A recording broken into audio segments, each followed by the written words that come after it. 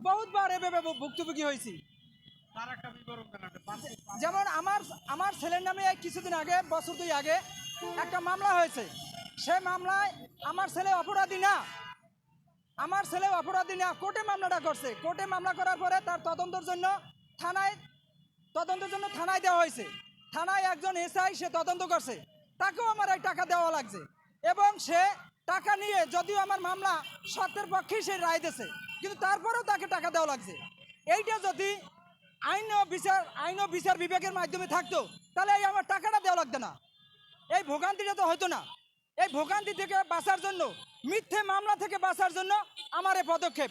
এই পদক্ষেপটা শুধুমাত্র আমার একার না, এটা 18 কোটি মানুষের উচিত, এটা তারেক রহমানের উচিত, এটা এই যে জামাতের আমির তার জন্য উচিত, এই যে ডাক্তার ইউনূস তার জন্য উচিত, প্রত্যেকটা মানুষের জন্য উচিত।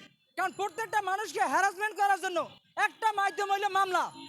বাংলাদেশে একটা মানুষকে হ্যারাসমেন্ট করার জন্য একটা প্রধান অস্ত্র হইল মামলা। তাকে মামলা দিয়ে হ্যারাসমেন্ট করো, বিচার হইবে 10 বছর পর, 20 বছর পর, কিন্তু 20 বছরে তার মাজা ভাঙ্গে যায়। এই মিথ্যে মামলা থেকে, মিথ্যে তদন্ত থেকে বাঁচার জন্য আমি এই দাবি জানাচ্ছি। এখন যে বাংলাদেশে যে বিচারক যারা আছে তারা বিচার কার্য পরিচালনা করতে হিমশিম খাচ্ছে। হ্যাঁ। আপনি একটু আগে বলছেন যে লক্ষ লক্ষ মামলা পেন্ডিং।